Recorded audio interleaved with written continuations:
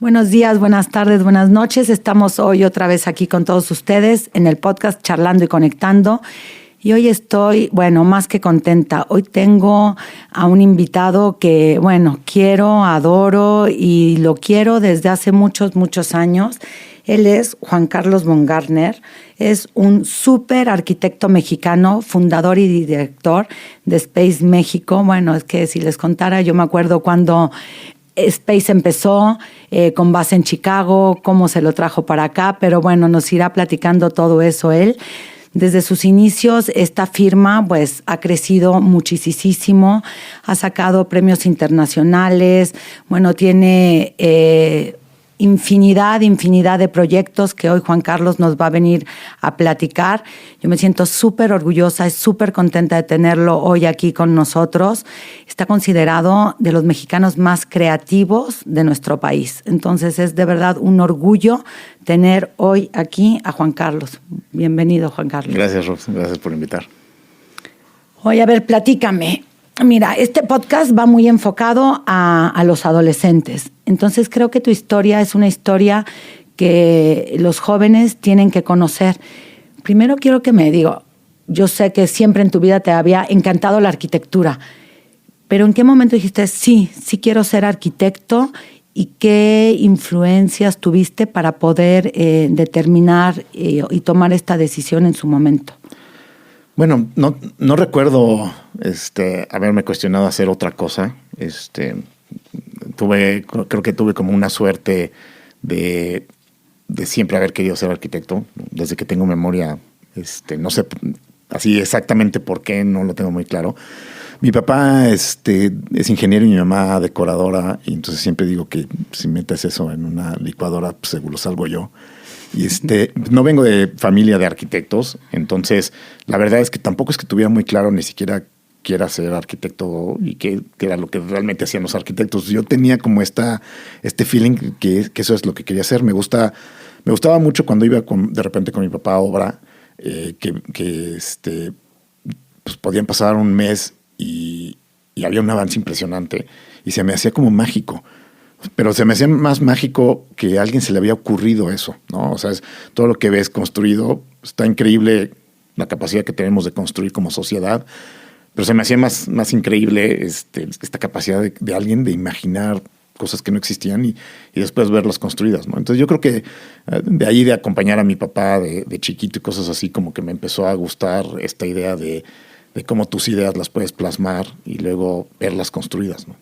Ahora, ¿y siempre tuviste contacto como con el arte también? Yo creo que eso también, me acuerdo que tenías con todo lo de los cuadros que hacían en la familia y que tenías como mucho contacto con esto, leía, ¿no? Tu papá siempre como, sí, ¿no? En tu casa siempre fue como una casa de cultura, de leer, de apreciar el arte en general.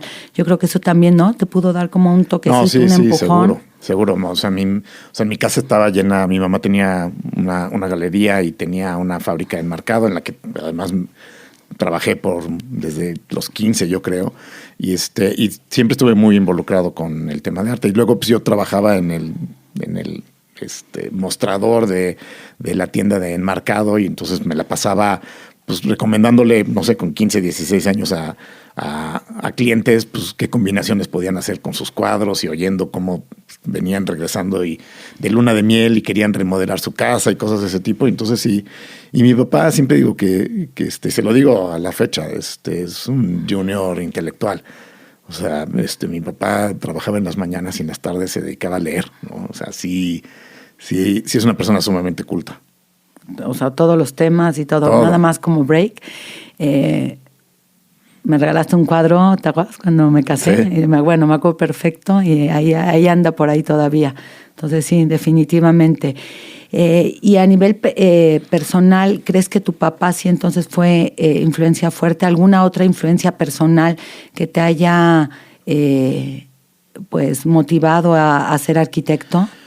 Pues no, la verdad es que y mi papá siempre fueron como muy lights en qué quería estudiar yo y como en ningún momento sentí presión para ninguna carrera ni nada.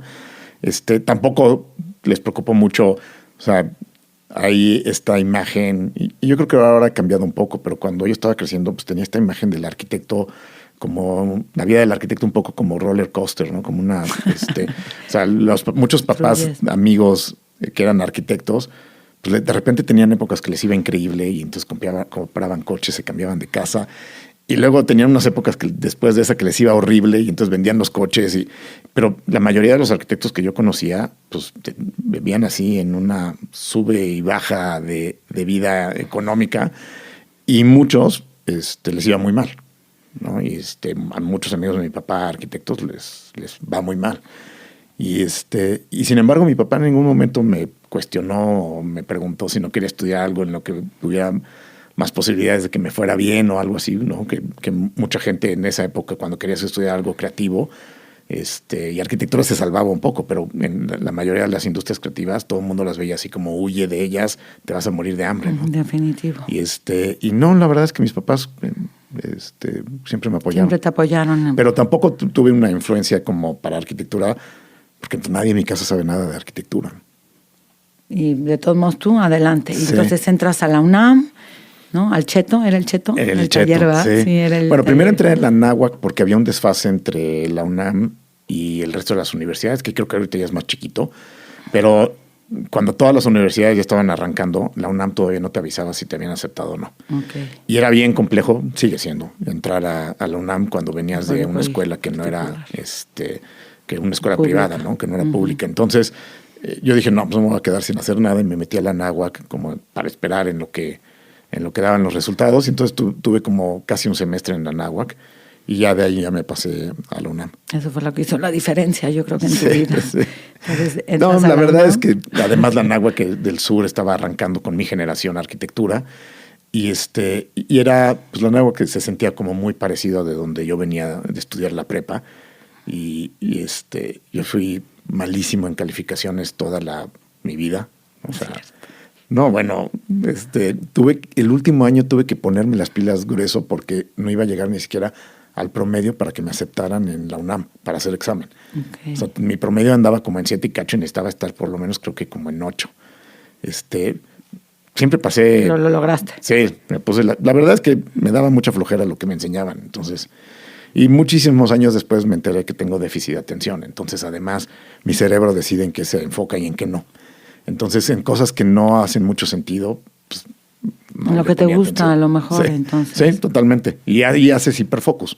Claro, así trabaja. Ajá. Pero pues, en todas las cosas que no me interesaban, pues, no. Y entonces entras a la UNAM, empiezas a estudiar. ¿Y en qué momento es cuando tú empiezas como a ponerle ese toque distinto a la arquitectura que te empieza a distinguir? ¿Ya hasta acabar, cuando te vas a Chicago o...? Pues no, yo creo que me sucedió algo que como un año después de haber entrado en la UNAM, yo no entré en el Cheto originalmente. La UNAM en esa época estaba dividida en autogobierno y los que seguían las reglas de gobierno, pero los de autogobierno eran izquierda dura, que se mandaban solos. Y yo venía de una escuela súper fresa y dije, no, pues esto está muy agresivo para mí, me voy a meter primero al taller fresa. Y estuve un año en el taller E, que es un taller que seguía las reglas de la dirección, etcétera. Y después vi que todo lo que interesante estaba pasando en el Cheto, entonces me cambié al Cheto. Y sí, obviamente pues es un choque disruptivo, cultural y mucho más disruptivo, con un enfoque muchísimo más social que inclusive el otro taller, a pesar de que los dos están en UNAM. Y fue un balde de realidad de enfrentarme a México, a un México que yo no conocía, ¿no? Yo venía de vivir una burbuja completamente alejada de la realidad. Y creo que en muchas cosas me sirvió muchísimo, pero una de las cosas que me sucedió es que uno de los maestros que estaba ahí era Humberto Ricalde, que murió hace unos años, un arquitecto yucateco teórico espectacular. Y lo escuché hablar, y cuando lo escuché hablar yo dije, esto quiero. O sea, quiero que se me llene la boca de arquitectura cuando hablo. Quiero comer, desayunar y cenar arquitectura. Dije, esto es, o sea, este cuate transmitía una pasión por la arquitectura. Y ahí me quedó clarísimo que no era toda la arquitectura, que no era construcción lo que quería, que no era diseño ni cálculo de instalaciones, que era diseño arquitectónico lo que me interesaba, ¿no? Que es como un pedazo de de lo que puede hacer un arquitecto. Y es un pedazo bien complicado, porque en México hay muy poca gente que pueda vivir solo de diseñar. Y en ese momento dije, me tengo que inventar una historia, me tengo que inventar a mí, y porque si quiero vivir de eso, tengo que clavarme en eso, y como que me quedó clarísimo que tenía que hasta casi armar un storytelling y querer inventarme una historia de que yo era bueno en eso, ¿no? O sea, una cosa muy rara. O sea, hoy todavía no me queda muy claro como exactamente qué pasó por mi cabeza, pero dije, tengo que empezar a hacer el bueno en diseño y empezar a ponerle atención a esto. Y te digo, con este rollo que hoy ya identifico que es déficit de atención, pues empecé a tener un hiperfocus en todo lo que era teoría, diseño, como en esa parte. Y el resto de las cosas, pues las fui dejando. Llegó un punto en el que me parece que debía instalaciones de primero, de segundo y de tercero. Y si no pasaba todas de golpe, ya no podía pasar al siguiente año. Y una locura. Porque sí, o sea, literal, los dejé a un lado todo lo que no sentí que me iba a sumar a lo que yo quería hacer, ¿no? Pero tenía que terminar la carrera, entonces de repente de ahí venía arrastrando materias. Y ahí empiezas a vincular la naturaleza, la preocupación, la tecnología, y creo que te empiezas a distinguir en todo esto. Sí, empiezas a sumar a la arquitectura. Yo creo que un poco. Está chistoso porque cuando estaba en la prepa, no sé si fue prepa o secundaria, en una de estas ferias de ciencia que tenías que hacer como proyectos y todo el mundo hacía un volcán, no sé por qué se me ocurrió hacer una casa inteligente. El término inteligente no existía ni siquiera en esa época. Pero mi papá me había traído un portafolio que tenía celdas solares y circuitos y un chorro de cosas, y podías hacer radios, era como muy técnico la cosita esta. Y podías hacer un chorro walkie-talkie. O sea, era impresionante lo que podías hacer con un portafolio de circuitos y sin pilas, con celda solar.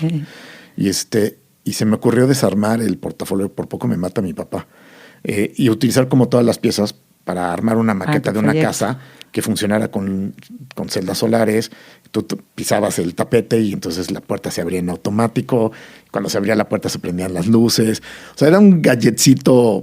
O sea, avanzado a tu época. O sea, sí, lo que o sea, hoy, el término de casas inteligentes o todo este rollo pues, surgió en los 90, sí, ¿no? Sí. O sea, como yo creo que 15 o 20 años después de que hice la maqueta y gané la feria esta de ciencias.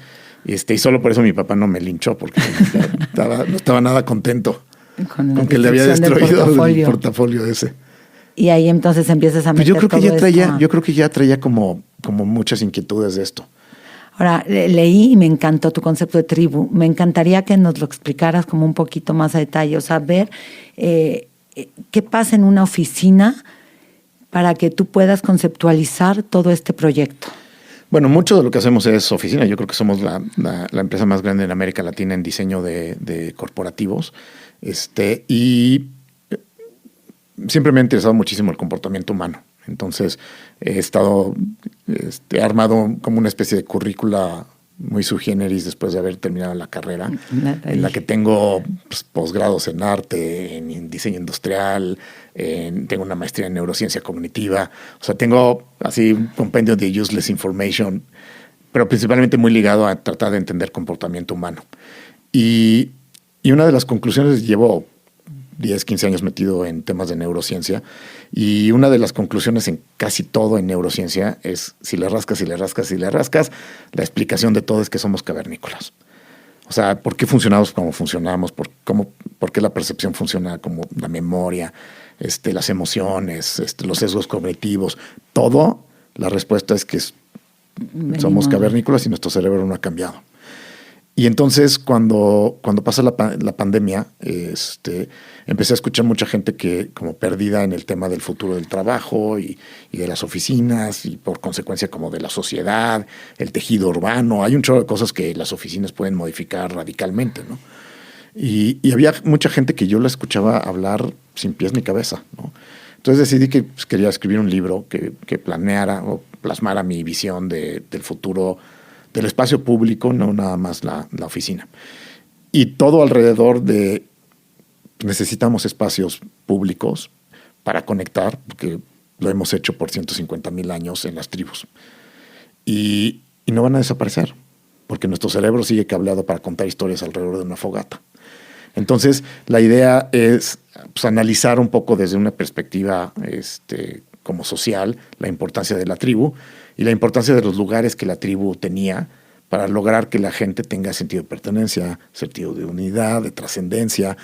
O sea, la oficina contemporánea debería ser una nueva tribu en la que le ayude a la gente a conectar y a trascender. En la que yo llegue a mi espacio y esté contenta, esté apta para trabajar y evidentemente la productividad. Y la verdad es que creo, y mucho de lo que hablo es, todos los que tienen oficinas deberían de entender que tenemos una responsabilidad con la sociedad que va mucho más allá de nada más ayudarle a la empresa a hacer dinero, ¿no? No todo tendría que ser productividad. Y si no está bien la gente, si no es feliz, si no estás en tu centro, es bien difícil que seas productivo. Entonces un poco es cómo puedo ayudarle a organizaciones a entender que la única manera que tienen de ser productivos es preocuparse por la gente y poner al ser humano en el centro. Entonces, si tú diseñas una oficina en la que generas bienestar, que ayudas a construir emociones positivas, que le ayudas a dar sentido de trascendencia y pertenencia a los que están allá adentro, pues impacté a la sociedad de manera positiva yo, que esa es una de mis búsquedas, y en el proceso todos ganan, es un win-win. La organización va a ser súper exitosa si logra hacer eso, ¿no? No, y todo esto de la neurociencia que ahorita comentabas y que leí, crear espacios donde la gente sea feliz. O sea, ¿cómo puede Juan Carlos, crear un espacio donde un ser humano va a ser feliz? O sea, ¿qué tiene que tener ese lugar para que yo llegue y diga, estoy feliz en este lugar? Bueno, ahí llegué a eso de una manera así como chistosa, porque, bueno, no sé si es chistosa, pero cuando me divorcié, necesitaba generar herramientas para sacar la cabeza y respirar, ¿no? Y la felicidad creo que es como de estas cosas que cuando están presentes son invisibles y cuando no están se vuelven sumamente visibles, ¿no? Y ahí yo nunca me había cuestionado que era ser feliz ni nada por el estilo, porque siento que siempre había estado como en un muy buen lugar. Y ahí me empecé a cuestionar muchísimo y decidí que no tenía las herramientas para yo solito encontrar cómo ser feliz. Y entonces me fui, soy muy basado en evidencias y como tengo un lado muy científico, paradójicamente, además de la parte creativa, y escuché que Harvard acababa de abrir o llevaba poco tiempo de abrir Ciencias de la Felicidad, que es un posgrado justo para entender a la felicidad desde una visión científica, dura, ¿no? Muy de Harvard. Y entonces yo dije, pues, porque todo lo que había escuchado antes de la felicidad eran hippies como flores. Y esto me llamó mucho la atención. Dije, quiero saber qué onda. Entonces me fui a estudiar a Harvard Ciencias de la Felicidad. Primero como una búsqueda personal de generar herramientas para mi vida. Y esa búsqueda creo que la sustituí al tercer día y dije, no, esto podría impactar a la sociedad de manera impresionante. Y la definición de Harvard es que la felicidad es el equilibrio de propósito, placer y sucede en un contexto. Entonces lo que dicen es, si tú eres una persona que vive alrededor del placer nada más, pero tu vida no tiene propósito, va a ser bien difícil que seas feliz a la larga. Si tú eres una persona que solo tiene propósito, ¿no? La Madre Teresa, pero no tiene placer, que seguramente a la Madre Teresa sí le daba placer, pero si tú tienes nada más puro propósito y no tienes placer en tu vida, pues tampoco vas a ser feliz. Y lo interesante de esto es que sucede en un contexto. Es bien difícil que lo logres hacer si el contexto no te ayuda. Y el contexto en gran medida lo construyes tú. No es quitarte la responsabilidad, no, al contrario. Una de las cosas complicadas de la felicidad es que está en tus manos. O sea, nadie puede ser feliz por ti. No puedes ser feliz en el pasado, no puedes ser feliz en el futuro. Entonces lo hace más complicado porque el cerebro del ser humano está diseñado para estar o en el pasado o en el futuro. Nuestro cerebro no está diseñado para hacernos feliz, está diseñado para ayudarnos a sobrevivir. Y sobrevives en el pasado y en el futuro, no en el presente. Y el vivir el aquí y el ahora es la única manera de ser feliz. Pero tu cerebro no está diseñado originalmente para eso. Entonces vas luchando contra eso todo el tiempo. Tu cerebro todo el tiempo te trata de ayudar a sobrevivir. Qué agotante. Pues así está diseñado, sí. Y por eso es la ansiedad y la depresión. O sea, la ansiedad es miedo al futuro y la depresión tiene que ver mucho con el pasado. Pero el cerebro funciona así. O sea, la única manera de sobrevivir es que veas tus experiencias pasadas y estés todo el tiempo cuestionando cómo podrías haberlo hecho diferente. Y esa felicidad, entonces, ¿cómo tú ayudas? Porque ahorita me queda claro, o sea, yo tengo que tener mi meta, mi placer, Mi propósito y mi placer. Yo lo que hago es el contexto. Lo defino yo y tú haces el contexto.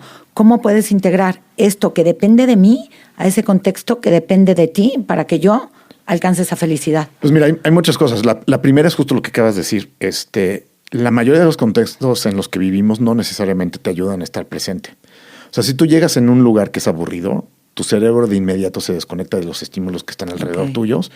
Y lo que hace se llama modo default.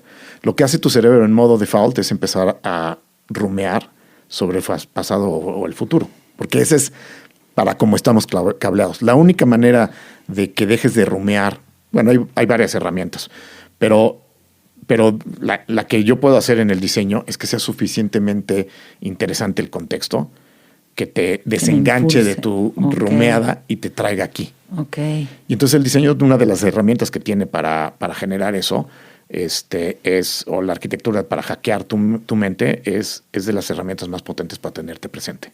O sea, si los estímulos son suficientemente interesantes, es difícil que te desenganches. Ahora, entonces me encanta porque va sumando lo de la tribu, va sumando lo de las neurociencias, lo del propósito, y le va sumando todo a ese espacio que tú me vas a entregar a mí, o sea, ese diseño en el que yo cuando me entregues ese espacio voy a conectar con todo esto que tú me dices. ¿Cómo le puedes hacer entender al cliente la importancia de crear un espacio con todos estos elementos que son importantes para ti? Pues mira, nosotros lo que hemos hecho, ya hay mucha evidencia científica, ¿no? Entonces, parte de lo que me gusta de la neurociencia es que hay un chorro de experimentos que desmitifican muchas cosas que pensábamos del ser humano y cómo funcionamos. Pero adicionalmente a eso, nosotros desarrollamos un algoritmo hace 15 años, que parte de lo que hace es que puede entrevistar 50,000 personas de manera electrónica en una organización y saca una radiografía de la organización. Okay. Entonces, normalmente hago eso cuando entro con clientes. Han pasado más de 100,000 personas por este algoritmo. O sea, yo creo que no hay nadie en América Latina que tenga tanta data dura de el antes y el después de las oficinas. Entonces, normalmente con eso yo le puedo demostrar al cliente que en 25 o en 17 años, que es cuando hemos corrido el algoritmo, cuál es el porcentaje, por ejemplo. Una de las cosas que mido con el algoritmo es percepción de felicidad y percepción de salud. O sea, si tú le preguntas a una persona de 0 a 10 qué tan saludable estás, y te doy una batería de preguntas bastante sencillas, qué tan bien duermes, qué tan cansado amaneces, si tienes dolores de cabeza continuos, con 10 preguntas yo puedo saber más o menos dónde está tu salud. No necesito hacerte estudios médicos. Es impresionante porque cuando haces la batería de estudios médicos, resulta que la gente sabe bastante bien dónde está su salud. Y esto lo hago antes y después. Y entonces resulta que por lo menos en los últimos 10 años, el promedio de mejora en percepción de salud es cerca del 20%, por ejemplo, de la gente que habita en los espacios que les hemos diseñado. Muchísimo. Y tiene que ver con meter luz natural. Entonces eso ayuda a regular los ciclos circadianos. Si te regulo los ciclos circadianos, pues te hago dormir mejor en la noche. Podemos meter iluminación dinámica, que quiere decir que la luz se empieza a hacer más cálida en la tarde en la oficina. Okay. Y eso te va preparando tu cuerpo para ir a descansar después. Si tienes una luz continua fría, pues eso va en contra de los ciclos.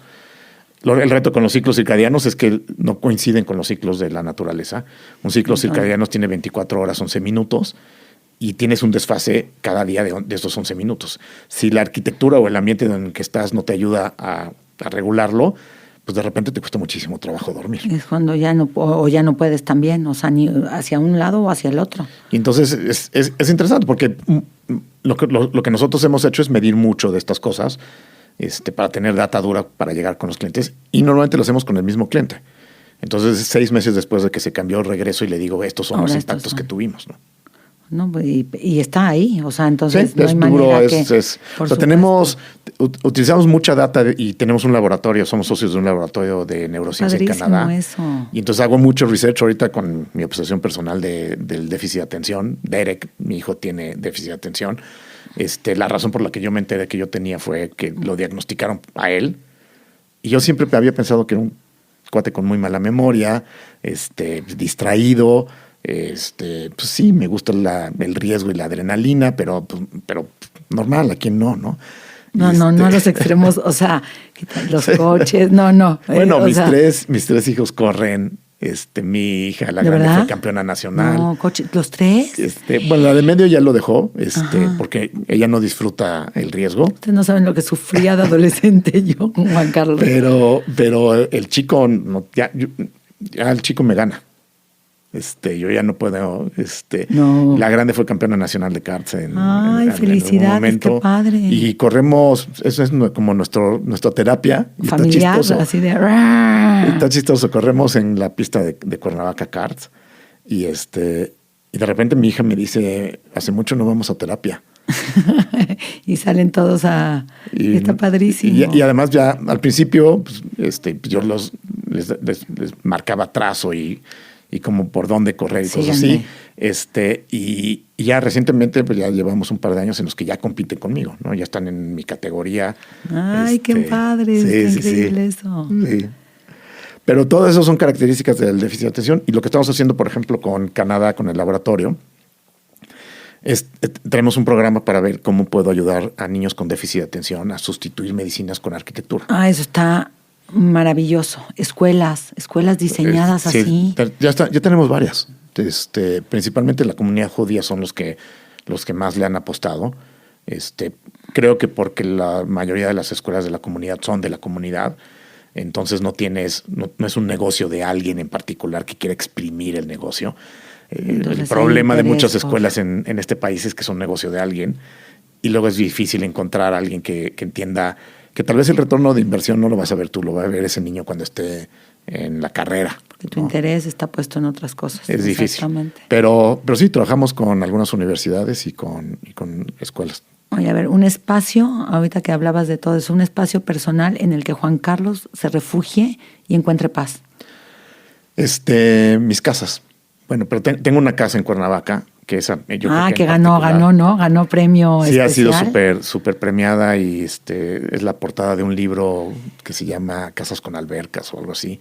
Sí, la verdad es que es una casa que tiene algo mágico. Pero no solo para mí, ¿no? Fue cuando me divorcié, fue mi refugio, ¿no? Espacio. La casa en la que vivía se la dejé a mi ex y a mis hijos. Y yo me fui a vivir en un departamento en lo que recogía mis piececitas y me volví a armar. Y la casa de Cuernavaca era mi refugio. Me iba con los niños y era como un espacio, un santuario. Pero es chistoso porque cuando se las presto a mis hermanos o va gente... O sea, tiene una energía y una vibra. Está llena de amor, de cariño. Está llena de arte. Tengo mis explicaciones neurocientíficas de por qué es así. No las de Rosana, amor, cosas lindas. No. Aquí todo... Sí, está diseñada con muchas estrategias de neurociencia. Entonces, por ejemplo, tiene temas de diseño fractal, tiene temas de biofilia. Biofilia es este rollo de amor a la naturaleza. Uh-huh. El ser humano... Si tú tienes niveles de estrés altísimos, yo te pongo en un bosque 15 minutos y te reseteo tus niveles. O sea, la naturaleza tiene una capacidad de resetear al ser humano impresionante. Entonces la casa es como muy transparente y la intención es que se sintiera casi como si fuera nada más una techumbre en la naturaleza. Entonces tienes como el jardín de los dos lados. Está diseñada con proporciones áureas, que es el número de Dios, algunos le llaman, que es básicamente la sección áurea, que es una proporción que encuentras en la naturaleza, que no es muy evidente, pero todo está obsesivamente diseñado así. Entonces, tiene una magia que te hace sentir bien y está llena de arte. Entonces, es tu lugar mágico en la vida, tu refugio. Me encanta.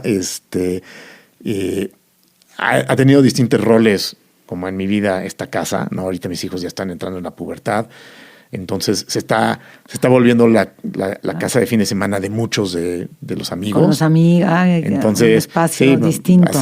Hace 2 fines de semana me llevé a 8 cavernícolas, amigos de mi hijo, a un fin de semana adrenalínico además, porque entonces estuvimos corriendo karts todo un día, al día siguiente estuvimos esquiando. Oigan los papás, para ver si se los vuelven a prestar. Sí. No, bueno, los papás estaban rayados, quedaban hechos un trapeador Les sacaste todo lo que podías. Sí, claro. Entonces es un espacio que hoy disfrutan tú, tus hijos y ahora los amigos. Sí, y ahora ya todavía no, pero ya mi hija la grande ya el otro día me dijo que se va a ir sola con sus amigas. Entonces ya va a empezar a tener otro rol de que lo disfrute. Distinto. Dice, ya no quiero ver las fiestas que van a hacer. A divertirse también en ese espacio. Y a ver, una cosa, ¿por qué empezaste también esto de la joyería? Pues Me fue encanta, otra joyería vez. urbana que tiene de verdad unos diseños impresionantes. Entonces, es que me encanta esta manera de reinventarte de manera constante y me encanta que lo cuentes porque así los jóvenes ven, o sea, un arquitecto que de repente empieza a hacer joyería. Sí, este tema de la paternidad no hago nada en la que no le ponga el 100. O sea, si siento que no le voy a poner el 100, no lo hago. Y además, este rollo de déficit de atención, pues mi cerebro se enfoca en pocas cosas, ¿no? Por ejemplo, llevo un par de años corriendo, no movía yo un dedo desde la prepa, y cuando dije voy a correr en serio, y entonces corro 10 kilómetros. No, maratón creo que no me va a salir bien. Tengo dos vértebras herniadas y tengo ligamentos rotos en una rodilla. No. Pero medios maratones me he echado varios. Okay. Pero así de correr de nada, me empecé a correr y correr 10 kilómetros diarios. Ay, qué padre. O sea, como que sí, si vas a hacer algo, creo que no lo hagas si no lo vas a hacer al 100. Y así fue eso con el tema de ser papá. ¿Y la joyería en qué pues en qué momento entra? Mis hijas agobiadísimas de quién me iba a cuidar. Se me ocurrió, tengo una impresora de 3D printing en la oficina y se me ocurrió imprimirles un mapa de la zona donde viven ellas, donde está mi casa, bueno, donde estaba mi casa y mi oficina. Y entonces un día las invité a cenar a mi departamento y a las 2 les hice estos brazaletes y les dije, miren, para que sepan que siempre voy a estar cerca. Aquí están estos dos brazaletes. Y los brazaletes tienen 3 puntitos, porque pues, armé mi vida alrededor de la casa de mi ex para estar pues, casi cerca caminando, de... ¿no? Ajá. Y está chistoso porque pues, yo no tenía ninguna intención de hacer una línea de joyería ni nada. Fue una impresora que pero para sí maquetas. les hiciste porque el brazalete, o sea, sí, los ya que después, yo vi son... Sí, ya después se convirtió en una línea de joyería. Lo que me empezó a suceder es que principalmente amigas arquitectas o diseñadoras me buscaban y me decían, no manches, hazme una del Pedregal o hazme una de... Así. San Ángel. Y entonces dije, no, pues ya tengo que buscar a alguien que pueda imprimir en metales más nice que mi impresora de la oficina. Y encontré a alguien en Holanda que tiene una empresa de impresión en 3D súper amigable. Entonces, pues puedo imprimir platino, oro, plata, lo que se te ocurra. Y entonces empecé a hacer como sobrepedido estas cosas y de repente un día me hablan de Milán, de la Semana de la Moda, para invitarme a exponer mi línea de joyería en un salón de nuevas figuras en la moda. Porque también lo vi de modelo o modelando. ¿Qué marca modelaste? Fui la imagen de Hugo Boss. Sí, ¿va? Sí, hace unos años. No. Sí, versátil ha sido, o sea, todos estos años. Y está chistoso porque... Entonces te hablan de Milán. Me hablan de Milán y me dicen, no, pues queremos que muestres tu línea de joyería. Yo decía, ¿qué línea de joyería? Yo no tengo línea de joyería. Entonces, pues tuve que armar una línea de joyería para irme a Milán a la feria. Y me volteé con mi hija, la grande, la que estaba agobiada, y le dije, a ver, y ahí yo creo que tenía 12 años ella. Y le dije, a ver, tú eres la responsable y la culpable de que tenga ahora una línea de joyería. Te vienes a trabajar conmigo a Milán. ¿Y se fue? Y se fue conmigo a la Semana de la Moda, que coincide con la Semana de Diseño. Entonces, pues yo le dije, no, pues, pero además te tengo que disfrazar de arquitecta porque vamos a ir a ver... A los 12 años. Sí, vamos a ir a ver... Era toda una arquitecta. Vamos a ir a ver proveedores y un par de clientes, tengo juntas con ellos y además pues tienes que chambear en la expo donde estaba nuestro joyería.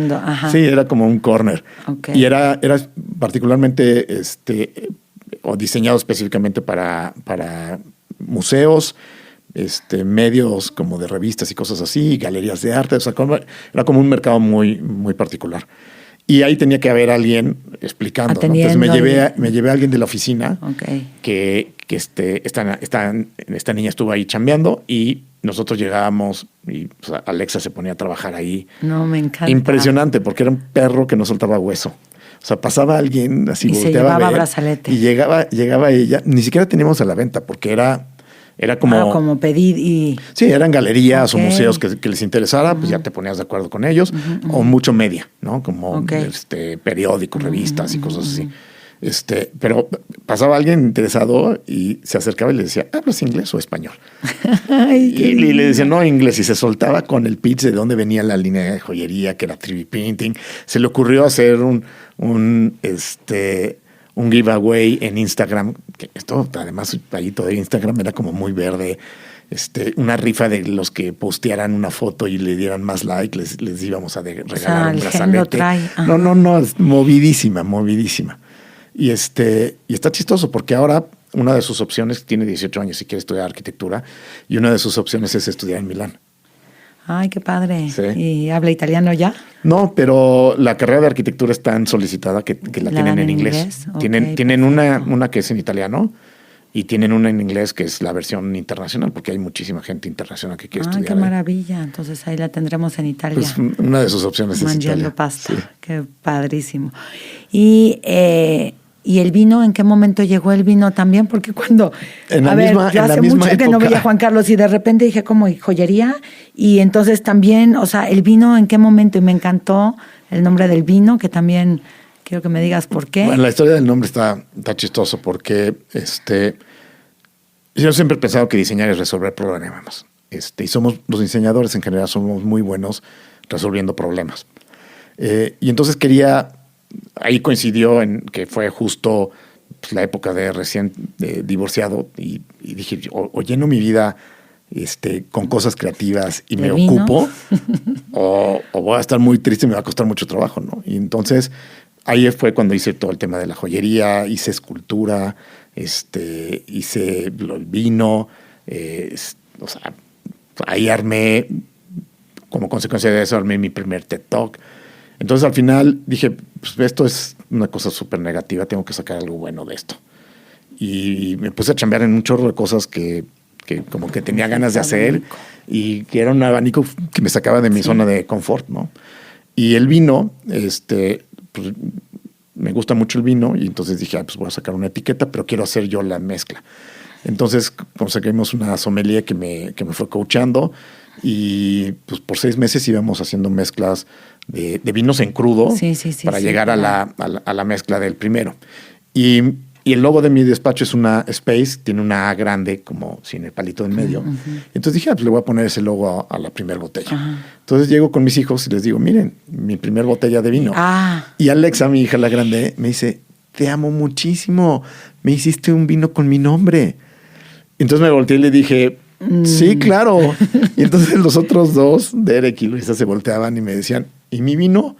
Y yo, bueno, el tuyo es el año que entra Lu y el tuyo el que sigue será el de Derek, el tercero. Yo no tenía intenciones originalmente de hacer 3 etiquetas y ya me aventé las 3 etiquetas. Y ALD. Y se llama ALD. Okay. La casa de Cuernavaca también se llama ALD. Okay. Entonces, si la quieres buscar, buscas casa ALD y te aparece. Ahora, ¿sabes qué me estoy quedando? A ver, y esto sería de verdad padrísimo para que todos los chavos también pudieran entender esto, que sí tenemos crisis como seres humanos y que sí hay momentos difíciles en la vida de una persona, pero creo que hoy me está sorprendiendo porque yo te traje aquí para que nos platicaras el gran arquitecto que eres, pero también me está quedando, y eso siempre lo he sabido, el gran ser humano que es Juan Carlos, y como en un momento difícil, en un momento duro en su vida, en lugar de caerse, o sea, ahorita que decías, o me ponía a hacer algo o me caía, entonces, y que todos los chavos pudieran ver esta parte, que aunque tengan momentos difíciles en la vida, o sea, siempre esta creatividad que tú la aplicaste también a tu vida, esa creatividad que aplicas en la arquitectura, la aplicaste a tu vida y ve todo lo positivo que salió. O sea, salió un vino, salió una joyería, o sea, todo lo que ha salido de estos momentos difíciles. Entonces, ojalá que de verdad toda esta historia que nos platicaste, o sea, alguien que la esté pasando duro, alguien que esté en un momento difícil, diga, mira, tengo todas estas posibilidades. Se abre este abanico con todas estas opciones. Bueno, yo creo que gran parte se llama mindset. Y hay distintos tipos de mindset. Y la gente no nace en un mindset y se queda en ese. Entonces, requiere mucha chamba, ¿no? O sea, yo pasé años en terapia. Requiere verte frío al espejo y parte de lo que te tienes que cuestionar es tú y tus responsabilidades y cosas de ese tipo. Pero el tema de mindset creo que es súper importante y creo que educamos muy mal a los jóvenes y a los niños en temas de mindset. La teoría, la autora del concepto de mindset define 5 velocidades de mindset. Entonces, haz de cuenta que está el mindset fijo en un extremo y está el mindset ágil o dinámico en el otro. Y en medio, pues está así como un mindset ahí, que es como un barco un poco a la deriva, ¿no? El mindset fijo es la gente que no le gusta cambiar. No importa que es el típico de más vale malo por conocido que bueno por conocer. Y que cada vez que hay un cambio, le cuesta muchísimo trabajo y lo ve como un problema, ¿no? Si hay algo constante en esta vida es el cambio. Lo peor que te puede suceder es que tú estés en ese mindset. Y luego en el otro extremo es la gente que le encanta el cambio, ¿no? Y que a mí me costaba mucho trabajo decirlo en voz alta en la pandemia, pero había una parte de mí que estaba muy emocionada en la pandemia. O sea, yo decía, el mundo necesitaba una cachetada, un wake-up call. Yo decía, o sea, qué cosa más maravillosa que de repente el mundo se pare y te mande a tu casa y puedas leer, y puedas investigar, y puedas cuestionarte, y puedas convivir con tu familia, y puedas hacer un chorro de cosas que normalmente no hubieras hecho para prepararte para otro mundo que va a venir después y que podríamos hacerlo mejor en la medida en la que en este momento de verdad nos vayamos a ser mejores personas. Y de repente veías que la gente lo que hizo fue consumir Netflix y no leyó, ni se preparó, ni se cuestionó, ni nada. Una de las características más importantes de mindset es cuando tienes problemas en la vida, que todos vamos a tener problemas en la vida, hay casi de 2 opciones como verlos. O lo ves como un problema o lo ves como un reto. Parece una tontería, pero si logras ver la mayoría de las cosas que te sucedan en la vida como retos, ya estás del otro lado. Y esa es una de las características más importantes de un mindset ágil. Pues para mí divorciarse no fue un problema, fue un reto de cómo salgo de esto como mejor persona. Y lo llevé hasta rollos personales de decir cómo salgo de esto con una empresa más fuerte. O sea, que posiblemente parecería que no tiene nada que ver, pero como en distintos layers yo dije, esto es el reto más grande que voy a tener en mi vida. Tengo que salir de mejor persona, mejor arquitecto, más creativo. O sea, pues si no, eres una víctima de lo que te va sucediendo en la vida. Y no es tu caso, al contrario, saliste victorioso. Y mira, y creo que tiene que ver con el déficit de atención. Me emocionan los problemas y los retos, ¿no? O sea, mi novia siempre dice, Nira siempre dice que le impresiona cómo me encanta. O sea, si hay conflicto, no soy el que le da la vuelta, no soy el que va de frente a ver que y siempre digo, nunca desperdicies una buena pelea. No física. No. Pero todo es un puede reto. Ser una lucha interna, sí, o sea, sí, claro. Sí. Nunca desperdicies una buena pelea. Y ahí creo que cuando nos suceden cosas así, como cuando me divorcié, pues era una gran pelea con quién eres, con todo, ¿no? Y a ver, dime, ¿qué legado quiere dejar Juan Carlos en la arquitectura y en su vida personal al mundo? La verdad es que el legado me interesa muchísimo más mi vida personal, que la arquitectura me da igual. No tengo pretensiones de ser aquí. No, mira, como que te educan en arquitectura a querer ser el siguiente Pritzker, ¿no? La versión de los Óscares de arquitectura, ¿no? Y yo creo que muchísima gente le ha hecho muchísimo daño a miles de personas haciendo arquitectura en búsqueda de ser el siguiente Pritzker. Hay una definición que tiene la Universidad de Singularity en Los Ángeles, que también estudié ciencias, tecnologías exponenciales ahí. Pero la definición de millonario que tiene esta universidad me fascina. Porque lo que dice Singularity es que los millonarios del futuro, o ya hoy más o menos, va a ser gente que haya tocado la vida de 1 millón de personas. Ah, qué Entonces, bonito. si pudiste transformarle la vida a millones de personas, eres un millonario. Y una de las razones por las que hago oficinas y educación, principalmente también hacemos hotelería, pero principalmente educación y oficinas, es que son los lugares donde más puedo transformarle la vida a las personas. Creo que ya hoy, o sea, cuando yo regresé a México a abrir la oficina, no existía el mercado de diseñar oficinas como existe hoy.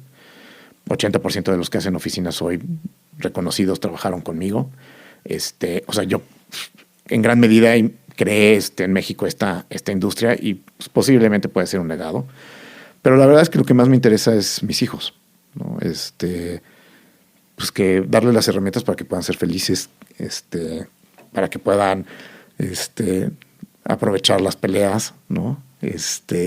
Y pues quererlos mucho. Me encanta oírte hablar. Y a ver, ya llegamos a la parte final del podcast y tengo una sesión de preguntas rápidas. Te las leo, te las digo y tú vas contestando. Lugar en el mundo que te inspire. Hijo, me inspira todo. O sea, no tengo uno en particular. Me inspira vivir. Ay, y viajar. Vivo en un avión mucho, por eso. Sí, claro. Y sí, fue un lujo. Cuando sí, dije, wow, qué maravilla tenerlo. Algo que te recuerde la palabra amistad. Pues no sé, como la época de la prepa, yo creo. Un libro que Acapulco. siempre... Ay, no, bueno, sí voy a llorar, que eso no se valía. Un libro que siempre recomiendes, un libro para adolescentes, pensando que nos están oyendo. Hay uno muy bueno que es The Element, de Ken Robinson. Lo recomiendo muchísimo. Ken Robinson murió hace poco, tuve la fortuna de conocerlo. Un tipo ¡qué maravilla, de verdad! Sí, porque él hace asesorías para temas de educación y en algún momento estuve invitado a dar una conferencia del futuro de la educación en el punto de vista de diseño. ¿Y te tocó con él? Sí, me tocó con él. ¡Qué lujo! Y Ken Robinson, su libro, creo que es una guía muy clara de cómo tomar decisiones para el resto de tu vida en cuanto a cómo llegar educación. a ese momento al que elemento, es... que es muy parecido a lo que dice Harvard en felicidad, ¿no? Es el equilibrio entre pasión y para lo que eres bueno. El librazo, o sea, de verdad, un librazo. Una palabra que define lo que te hace a ti feliz. Yo creo que adrenalina. Si no fueras arquitecto, ¿qué hubieras sido? Pues posiblemente neurocientífico clavado con arquitectura, al revés de lo que soy ahorita. Al revés. ¿Tu proyecto más desafiante? El despacho. O sea, yo creo que yo el despacho lo veo como un proyecto. Tener un despacho del tamaño que tenemos, somos un poco más de 100 personas en el despacho. Tengo oficinas, tengo dos niñas en Canadá, tengo oficinas en Chicago, partnerships en toda América Latina, oficina en Monterrey y Guadalajara, y partners en España también, y proyectos en 20 países. Y nadie te entrena para ser emprendedor, nadie te entrena para llevar la parte de recursos humanos. O sea, no tengo un tamaño como para tener un especialista en recursos humanos, entonces pues, tienes que ser todólogo además de diseñar, ¿no? Entonces es un reto complicado porque entras en cosas en las que nadie me dijo que tenía que hacer y que algunas ni me gustan, hacer, claro. ¿No? O sea, no tienes opción. No tienes opción. ¿Tu comida favorita? Yo creo que sushi. ¿Película o serie que puedas ver una y otra vez y no te canses de verla? No, me canso de ver. O sea, ¿sí? Tengo películas favoritas, pero no me las aviento. No puedo. Me aburro mucho si las vuelvo a ver. Wim Wenders me fascina. Cualquier película de Wenders me encanta. Ok. Algo que te relaje después de un día largo. Leer. Ok. Una ciudad que todavía no hayas diseñado algo y que te gustaría diseñar. Tokio, tenemos una oficina ya que no he estado tan involucrado y ahí me gustaría. Un consejo que alguien te haya dado y que no has podido olvidar. O sea, que dices, este consejo que me dieron es... Bueno, en terapia alguna vez mi terapeuta me dijo una frase que me encanta, que es "You become what you behold", que en español es un poco te conviertes en lo que aprecias o lo que tienes cercano, lo que abrazas, ¿no? Y creo que sí es una regla de vida. Te terminas... La neurociencia lo explica. Donde pones el foco termina yendo toda tu energía. Ok. ¿Una canción que te pone de buen humor? Ants Marching de Dave Matthews. Ok. ¿Un objeto que siempre llevas contigo? Mis anillos, yo creo. Sí, lo vi bien las fotos y dije, ¿qué onda? Un sueño que aún no has cumplido. Diseñar un museo. ¿Y qué te hace feliz al terminar un día? Pues no sé, si llego agotado de mucha chamba, de haber andado como loco, ese fue un buen día. Ok, pues muchísimas gracias. Me encantó tener hoy a Juan Carlos aquí con nosotros y me queda claro que ojalá y todos lleguemos a ser millonarios, como estoy segura que tú ya eres. Eres un gran, llevas muchos millones ahí cargando. Entonces, muchísimas gracias. Un lujo. Estoy súper agradecida y muy contenta de haberte tenido hoy en este espacio. Un saludo a todos y los esperamos en el siguiente episodio de Charlando y Conectando.